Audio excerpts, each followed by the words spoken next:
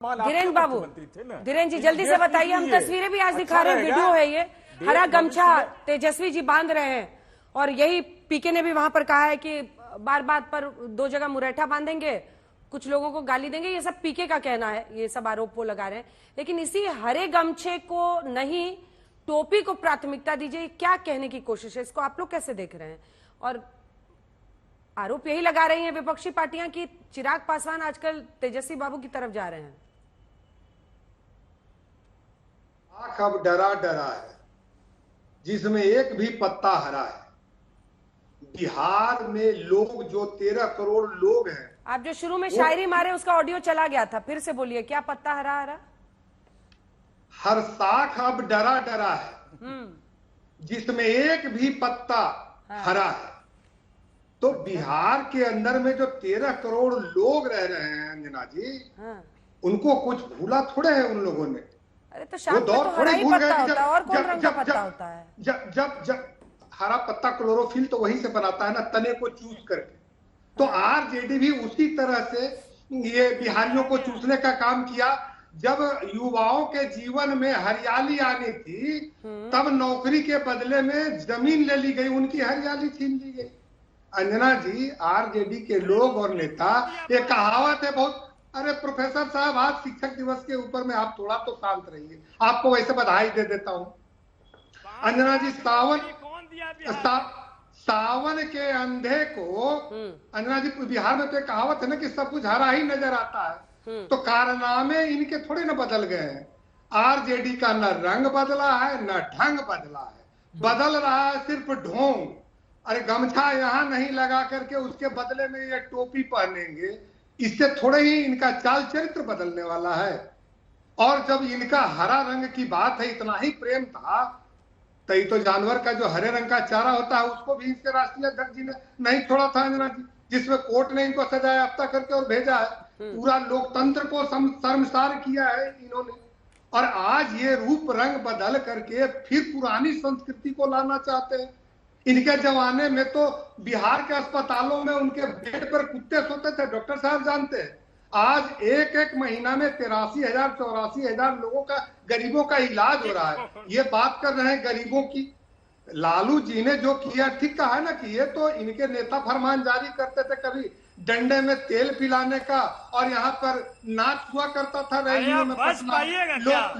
लोग तो देखा था, लोजपा को 2 भाग में तोड़ दिया, कुछ बोले थे। अरे लोग 3 भाग में तोड़ा हो, लेकिन हम राष्ट्रवाद के साथ 2 भाग में तोड़ दिया था। अरे भाई, अब सुनिए तो सही, बीच में बोलिए नहीं, सुनिए तो सही। अरे हमारे नेता की हिम्मत मत बोलिए, आवाज नीचे कर दीजिए। प्रोफेसर साहब सबके बीच में बोल रहे हैं, बहुत हल्ला कर रहे हैं। अरे आप गमछा नहीं ना लेके आए प्रोफेसर साहब, टोपी पहनिए तो बढ़िया से बोलिएगा। हम कह रहे हैं कि लालू प्रसाद जी ने जो किया उसी चीज को आप आगे बढ़ा रहे हैं। और अगर यही रहा तो 4 सीट पर आए, 4 सीट पर, जिसमें विधानसभा में 176 सीटों पर हमारी जीत हुई है। इस चीज को आप गमछा बदल लीजिए, मुरेठा बदल लीजिए, पगड़ी बदल लीजिए, सबसे जरूरी है विचार बदलना। और विचार आप लोगों के बदले नहीं है। आज के लोग नए दौर में नई चीजों को देख रहे हैं। आप पुरानी संस्कृति को फिर से लाना चाह रहे हैं, अब ये यहाँ होने वाला नहीं है। अंजना जी, 2 सेकंड में हम अपनी बात को खत्म कर देंगे। इन लोगों का जो है ना, जितना भी विचार काला हो, और ये कांग्रेस पार्टी का भी अखिलेश जी बोल रहे थे कि इनको रंग और काले टोपी पर आरएसएस पर ये हमला कर रहे थे, ये लोग गमछी बदल रहे हैं। राहुल गांधी जी ने ठीक अभी कहा था डॉक्टर साहब ने कि वो कुर्ता पहले बाही तो देखते थे कि चढ़ाते थे, जब उससे बात नहीं बना तो वो गड़बड़ी के टी शर्ट पर आए और पैजामा के जगह पर 12 जेब वाला कार्गो पैंट पहन रहे हैं। भ्रष्टाचार का प्रतीक वो है, जितना वो जेब इनके पॉकेट और पैंट में है। इससे यही ये देश को संदेश देना चाहते हैं कि जब हमारी सत्ता होगी तो हम अपने साथियों के साथ फिर से जेब भरने का काम करेंगे। ठीक है, जल्दी से एक बार अब अजय जी को दिखा दीजिए। डॉक्टर साहब जल्दी से एक जवाब दीजिए, जो अखिलेश बाबू ने आपसे कहा है। वो कह रहे हैं आरएसएस के भी कपड़े अलग अलग ढंग के बदले हैं, तब उसी पर बैठकर आदमी चर्चा करता रहे। उसमें सबसे बड़ा तो यही पॉइंट है कि मुस्लिम यादव समीकरण का प्रतीक माना जाता था ये झंडा, जो कि मैं पूछूंगी उनसे, क्योंकि हरे रंग का था और साथ में मुरैठा बांधना, इसको एम्बाई का भी एक प्रतीक एक वक्त पर माना जाता था। उससे किनारा वो कर रहे हैं वो अपनी, क्योंकि आप लोग उनको एम्बाई एम्बाई एम्बाई बोलते रहते हैं। वो अपने वोट बैंक का दायरा भी बढ़ाना चाह रहे हैं, वो सभी को अपने साथ लेकर जा रहे हैं क्योंकि वो अगले विधानसभा की तैयारी में जुटे हुए हैं। डॉक्टर साहब, वस्तु स्थिति का आकलन कर रहे हैं। 4 लोकसभा सीट पे आ जाना, वस्तु स्थिति का आकलन कर रहे हैं कि क्या कारण हुआ कि हम 4 पे आए। तो उस आकलन में देख रहे होंगे कि हुड़दंगई, आतंकई और ये लफड़ंदई का जगह बिहार की जनता के दिलों में अब नहीं है, इसलिए हम नजरों से उतर रहे हैं। तो ये सब अपना जो भी कर रहे हैं। हमें कहा कि हाफ पैंट वाले फुल पैंट में आ गए। अखिलेश जी, गांधी धोती और गांधी टोपी, वो उसको तो बदल के 1 मिनट के अंदर नेहरू शेरवानी और नेहरू टोपी कर दिया था। देश का चरित्र तो उसी दिन आपने बदल दिया था कि गांधी टोपी से शेरवानी पे आ गए, और करते करते अब और पूत के कदम और महान निकले। वो गांधी से वो नेहरू शेरवानी को भी भूल गए और आगे बरबरी के टी शर्ट में। पहले अपने चरित्र का मूल्यांकन कीजिए क्या हो रहा है। दूसरी बात आप कह रहे थे विचारधारा। देखिए अंजना जी, जब इनसिक्योरिटी होती है ना, जब आग अपने घर में लगती है, तब लोग को लगता है कि मेरी विचारधारा गलत है और दूसरे की विचारधारा सही है। आज इसका जीता जाता एग्जाम्पल हिमाचल है, जहां कांग्रेस के मंत्री ने सदन में खड़े होकर लव जिहाद का मामला उठाया, जहां कांग्रेस के मंत्री ने खड़े होकर कहा कि मुसलमान लड़की छेड़ रहे हैं, यहाँ के हमारी बहू बेटियां सुरक्षित नहीं है मंझौली में, जहां पे अवैध मस्जिद बनाई जा रही है, जहां कांग्रेस के मुख्यमंत्री चुप होकर बोलना पड़ा कि हम लोग जांच करवाएंगे, ऐसो गिरवाएंगे, क्योंकि ये आग अब इनके घर में पहुंच रही है। तो विद्रोह निकल रहा है। चाहे राहुल गांधी चुप करवा ले अपने मंत्री को, हमारी विचारधारा और हम जो बात बोलते हैं वही बोलते हैं जो सही है, और सही को सही बोलना सही होता है। आपकी दिक्कत यह है कि आप गलत को भी सही ठहराने की कोशिश करते हो। दिल्ली का एक नेता आज हिमाचल प्रदेश से बोलने को तैयार नहीं है। अखिलेश प्रताप सिंह बोलेंगे कि कांग्रेस के मंत्री अनिरुद्ध सिंह ने जो कहा हिमाचल में, क्या वो सही है, जायज है कि हिमाचल में लव जिहाद हो रहा है? क्या इस बात पे वो अग्री करते हैं अखिलेश जी? देखिएगा अखिलेश जी गोल गोल जिलेबी बना के भाग जाएंगे। वैसे भी उम्र बढ़ रही है, धीरे धीरे बोलते हैं, आप बोलिएगा जल्दी जल्दी जल्दी, उसी का बहाना लेके भाग जाएंगे। सच्चाई तो यही है कि ना इनकी विचारधारा रही, ना इनके पास कपड़े बचे। कपड़े भी इटली के हैं, भारत का कुछ नहीं है, सब विदेशी माल है।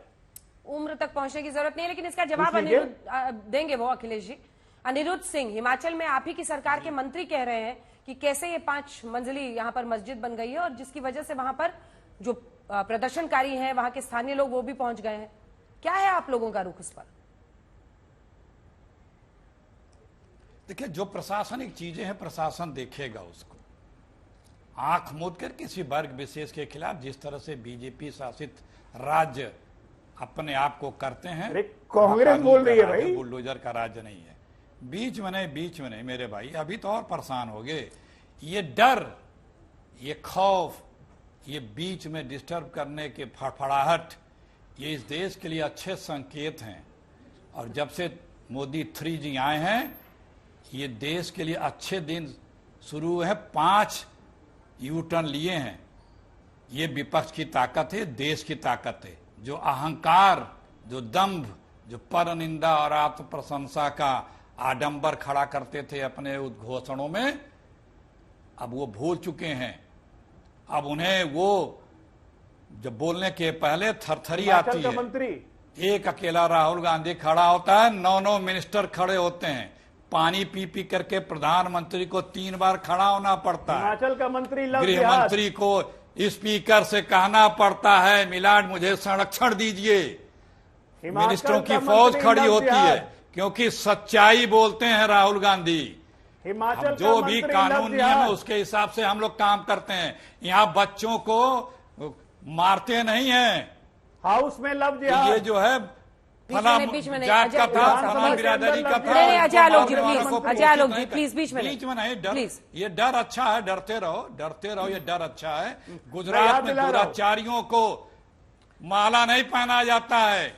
झारखंड में दुराचारियों का स्वागत नहीं किया जाता है। BHU के दुराचारियों को माला पहना के स्वागत नहीं किया जाता है। ये वो पार्टी है जो इन लोगों के साथ दुराचारियों को सम्मानित करती है। वो विचारधारा की बात करेगी, वो इस देश में नहीं। लेकिन आप एक बात समझ नहीं आ रही है अखिलेश जी, आपने एक सेकंड बलात्कारी, आपने ये 5 मंजिला मस्जिद बनने को, एक सेकंड सर, प्रशासनिक बात बता दिया। तो हर जगह तो फिर प्रशासनिक ही बात है। अगर कोलकाता में रेप में अगर सबूतों के साथ छेड़छाड़ का मामला, वो भी प्रशासनिक है। अगर यूपी में, अरे सर सुनिए ना, थोड़ा तो सुनिएगा मीना, अगर यूपी में कुछ होता है तो वो भी प्रशासनिक ही कह देते हैं सब लोग।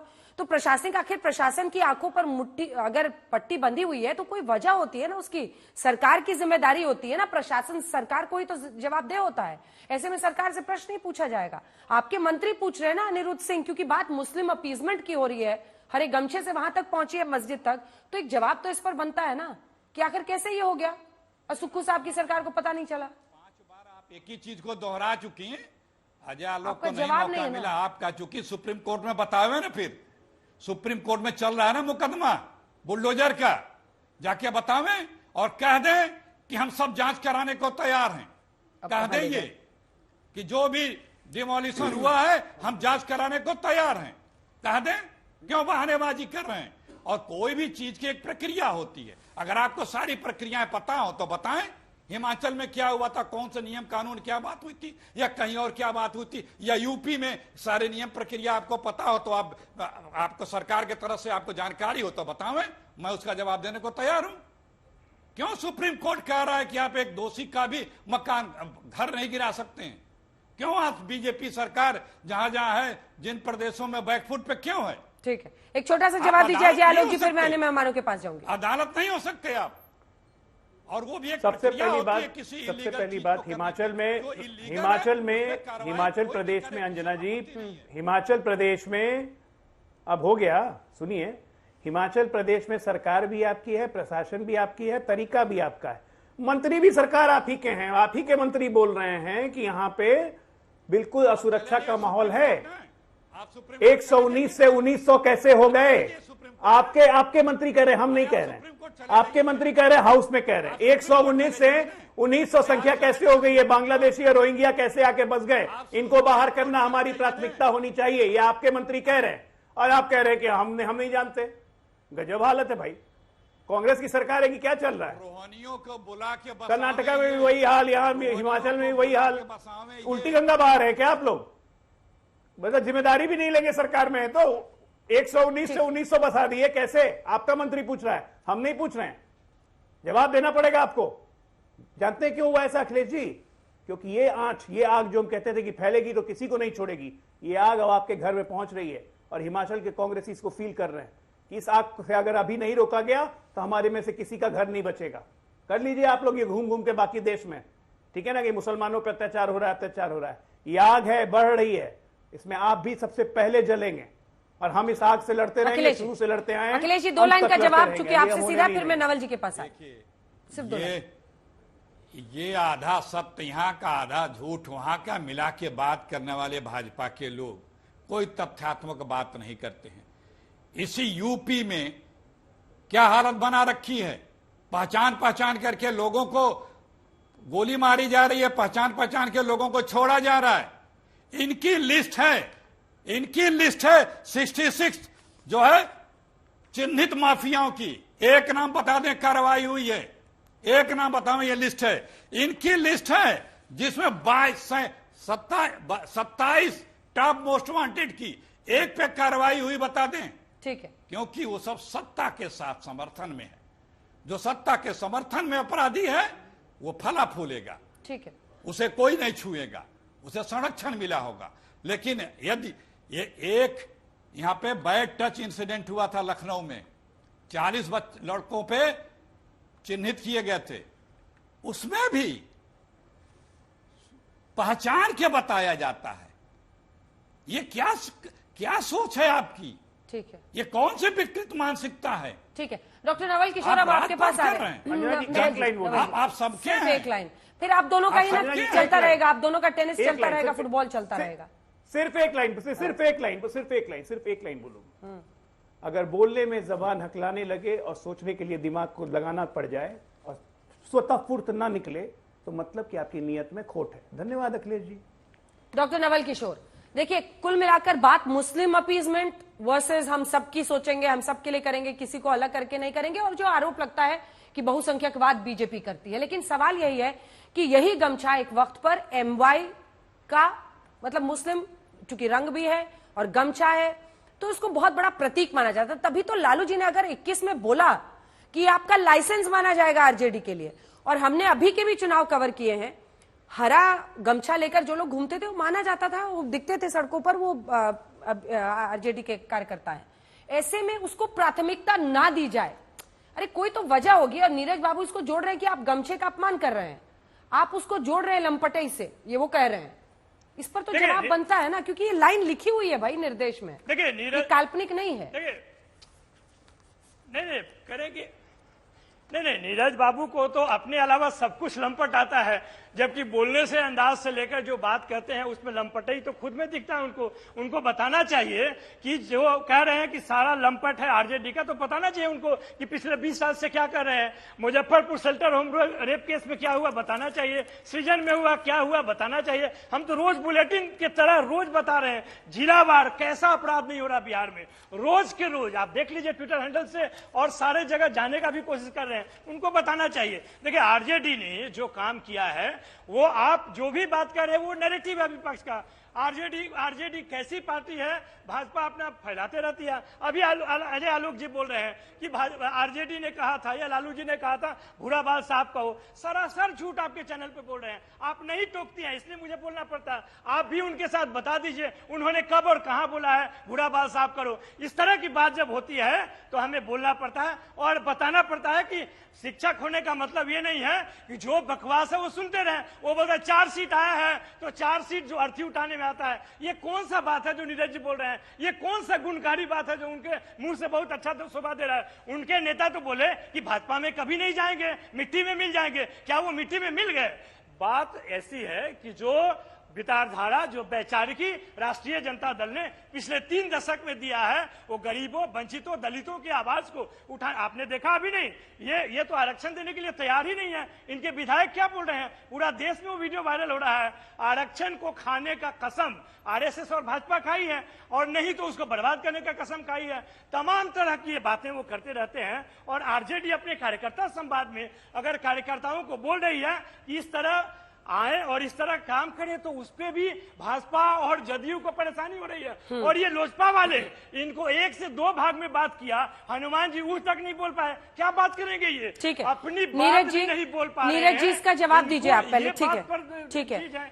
एक तरफ अगर हरे गमछे को दूसरी तरफ से आप देखें तो इस देश में किसान भी लेते हैं, किसानों से समृद्धि से जुड़ा हुआ माना जाता है ये रंग। और हरे गमछा आप जितना किसान यूनियन देखिए, आप चाहे वो संघ से जुड़ा हो चाहे किसी भी संगठन से जुड़ा हुआ हो, वो सब भी हरा गमछा लेते हैं।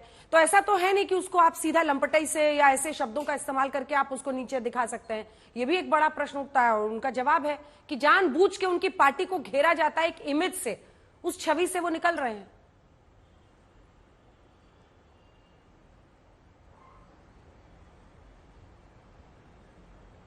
नीरज जी कट गया जी आवाज। अरे हम कह रहे थे कि हरे गमछे का अपमान हुआ, लंपटई से जोड़े, ये वो, इस पर वो नाराज हो रहे हैं नवल जी। और ये बात इसलिए भी सच है क्योंकि यही हरा गमछा इस देश में किसानों का समृद्धि का भी प्रतीक रहा है, पहचान रही है। नहीं, बिल्कुल बिल्कुल, मेरा गमछा बिहारी अस्मिता का प्रतीक है और राष्ट्रीय जनता दल की अस्मिता का प्रतीक है हरा गमछा। हम केवल यह जानना चाहते हैं कि हरा गमछा से एलर्जी क्यों, और हमको अब तक मानहानि का कोई मुकदमा नहीं हुआ है। व्यंग और गाली दोनों में अंतर होता है नवल जी, यह संस्कार नहीं है, यह संस्कार नहीं होना चाहिए। कोई भी अपमानजनक भाषा आप राजनीतिक में व्यंग करिए ना, तो व्यंग है राजनीति की अर्थी। अब आप इसको लंपटई समझ लीजिए, पूरी बात इसलिए जोड़ा उसका कारण बताते हैं कि 4 सीट। फिर दर्शक भी नहीं सुन पाएंगे, वो पूरा करिए, आप हाथ उठाइए, मैं जवाब ले लूंगी नवल जी, क्योंकि मैं भी नहीं सुन पाऊंगी। कोई अपशब्द एक दूसरे को बोल देगा, फिर मामला बेवजह का उसूल पकड़ेगा। पूरा कीजिए, अपनी पूरी कीजिए बात नीरज जी। आपके नेता अपनी उपलब्धि को 0 से 4 मान रहे हैं, 0 से 4। यह बार बार कह रहे हैं कि हम नंबर 1 किस पार्टी थे। हमारे बारे में तो कहते थे नंबर 3 है, नंबर 3 है, तीसरे नंबर की पार्टी सरकार में है। तो आप 4 सीट जीते, तो 4 का मतलब क्या होता है, ये भावार्थ बताने में ये लंपटई है, ये मानहानि का मुकदमा बनता है। नवल जी 2 लाइन का जवाब, फिर मैं आ रही हूं आपके पास। स्वीकार करिए ये और दूसरा जल्दी से हम आपसे केवल इतना ही जानना चाहते इस शो के माध्यम से कि हरा गमछा से तकरार क्यों, ठीक है, यह बता। ठीक है नवल जी, 2 लाइन। देखिए, पहली बात तो ये है कि हरा गमछा से कोई तकरार नहीं है। हरा गमछा भी रहेगा, टोपी भी रहेगा, लेकिन टोपी के विषय में जो बोला गया है वह एक कार्यकर्ता और नेता का संवाद है। उससे आपको परेशानी हुई, उसमें मुझे कुछ नहीं कहना है। मैं ये पूछना चाहता हूं कि जो 4 सीट की आपने बात कही कि 4 सीट का मतलब अर्थी उठाने का है, ये संस्कार किस परिवार में दिया जाता है? सिर्फ ये बता दीजिए, आपको उससे भी बड़ी बात। धीरेन जी 2 लाइन, सिर्फ 2 लाइन। धीरेन जी, नवल जी, मैं तो आपको समझता था कि आप दिल्ली यूनिवर्सिटी के प्रोफेसर हैं, आप तो चरवाहा विद्यालय के प्रिंसिपल की जैसा बात कर रहे हैं भाई। आप ये कह रहे हैं कि बुलेटिन दे रहे हैं इनके नेता, जिसके कार्यकर्ता और नेता बुलेट चलाते थे, वो बिहार में अपराध पर बुलेटिन दे रहा है। इससे हास्यास्पद बड़ी बात और कुछ हो नहीं सकती है अंजना जी।